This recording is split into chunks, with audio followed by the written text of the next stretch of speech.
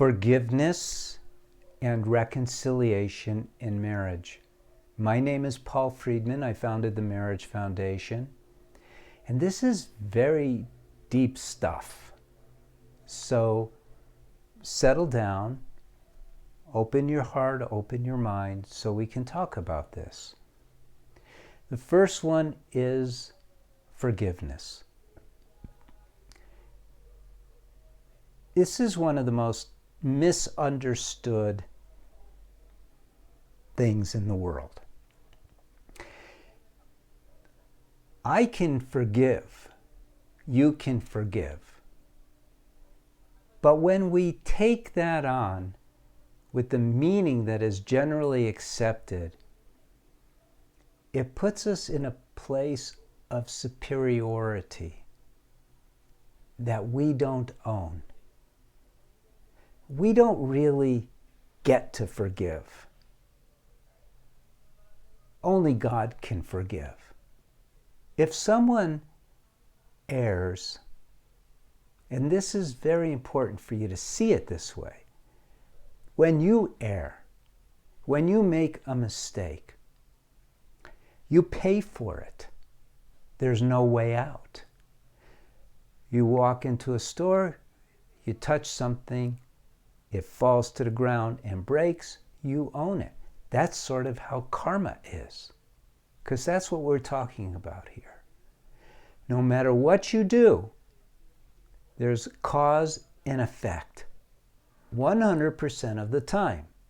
So when you make a mistake, you have to pay for it. When you do something good, you benefit from it.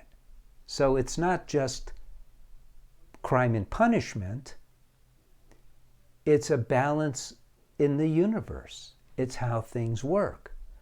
So let's pretend you are the wife. And I know you might be a man watching this, but let's pretend as a wife.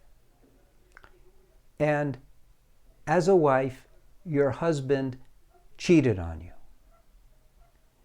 And boy, are you mad. And there's a lot of reasons why. There's betrayal. Need I go further? And now you've reached a point where you go, well, I'm not going to give him up. For whatever reason. Might be because of the kids. Might be because you're very invested in the marriage, a lot of years.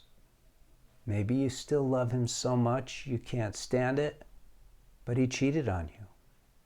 So you know you need to forgive him as a first step. Well, let me tell you something that you already know, but I'm just going to bring it to the surface. He made a huge mistake. He hurt you, but he hurt himself much more because it's treacherous. He has to pay for that. And he may not even be thinking that. Most of us don't, let's face it. But there's no way he gets out of paying the price. So, the thing to do, and this is a workaround, we're going to get back to the forgiveness, which is what you really mean. But the workaround is to infuse your mind with compassion for your husband, knowing that somewhere down the road in his future, he's going to pay. You want to pray for him that he becomes a better man? That's selfish. That's not even close to forgiveness. Pray for him that he learns so that he doesn't get burned again and again and again by making the same mistake. That's cool. So you need to really see this from up here. You got to take yourself out of the victim role in this scene and see him more objectively and understand that he stuck his hand in a beehive to get some honey, and he got a little honey, but he's also getting stung. And there's no avoiding it. There's no getting around it for him. He will pay. Now, some women go, good. That thought creates bad karma for that woman. Because especially if it's your husband, you promise to love him for the rest of your life, to be of service to him. Didn't you? And if you're that woman who says good, he's going to pay for it, not good. So the act of forgiveness, which is what you're talking about, is you're really saying, how do I get past this? How do I take him off the hook in my mind? Well, what we just talked about is one way. That you understand what he didn't do to you. He did it to himself. And so replacing this feeling of being victimized, in the feeling of wanting revenge, in the feeling of wanting him, maybe not revenge, but you want him to come clean. No, don't want those things. So now the next question is, well, how do I not want those things? I'm only human. It's a very interesting thing that we're moving into. We're going deeper and deeper in this subject, and it's necessary. We are not taught ever in our lifetime, until we seek it later in our lifetime, maybe, we're not taught that the mind is a possession of ours. We are souls. We're not the mind. Some people who are atheists, they go, well, I'm not a soul. Fine, you're consciousness. The point is, the mind is a possession. How it thinks, how it perceives, how it responds, reacts. All of that is up to you because you have free will. So the first step in the healing is for you to start gaining control over your reactions. Because even when you say, well, I'm not reacting, he did this a year ago. You're reacting to the memory is the stimulant, and the habit reaction is the problem. You have to gain control over that, or there is no way to forgive him. You have to learn how to control your mind. Otherwise, you're just stuffing things, which is not cool. Okay, reconciliation. Most people have an expectation that the one who did the dirty deed should come clean, ask to be forgiven, blah, blah, blah. No.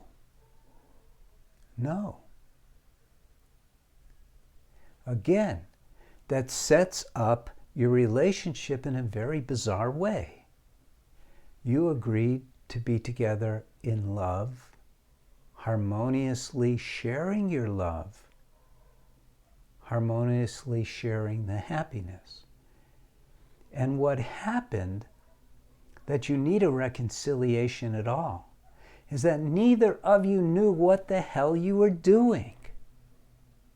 Look, how dare I say that you didn't know what you were doing? Come on. Where did you study marriage? It's complicated. Would you take the keys to an airplane and you've never flown an airplane before and take off? And yet people get married.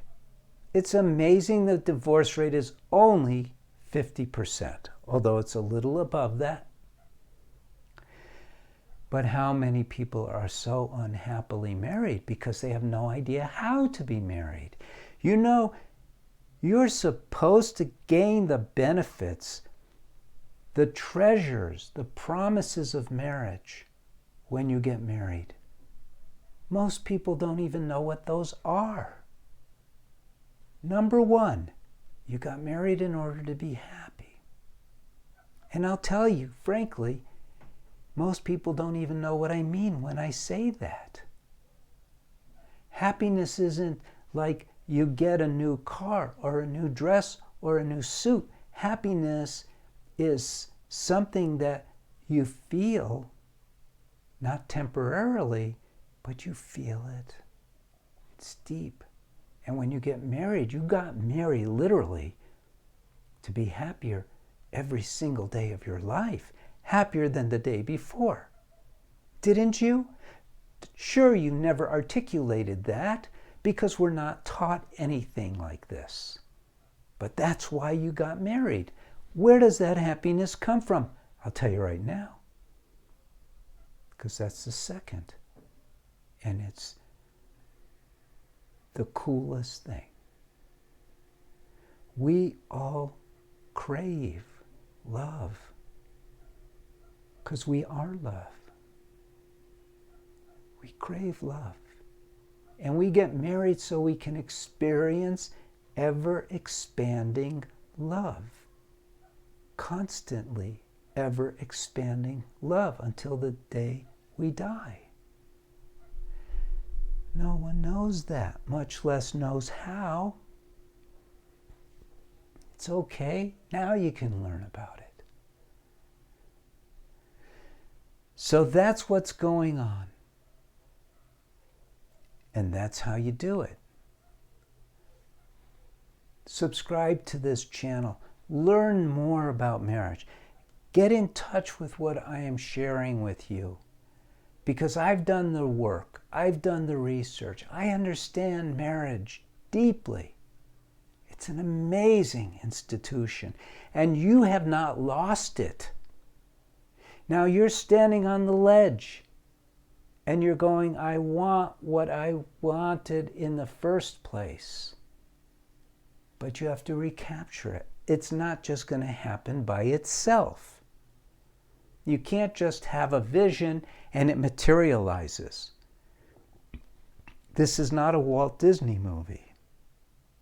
You have to do what you have to do to achieve what you want to achieve. You can do it. It'll bring you happiness, love, and joy all along the way, but you have to do it. Take a look at my books. Take a look at the reviews on the courses for men as separately, and of course for women, they're separate. Take a look. See how thousands of people have used our courses. See what other people say about it. I think that if you're asking this question, it's something you should consider. And whatever you do, I hope only the best for you. I want you to have that love. I think it's so cool. So blessings to you, blessings to your spouse, blessings to your family. Thank you for spending the time. Like the video, leave a comment. I love communicating with people who leave comments. And it's fine if you can say thank you very much. I especially like those comments. Take care and God bless.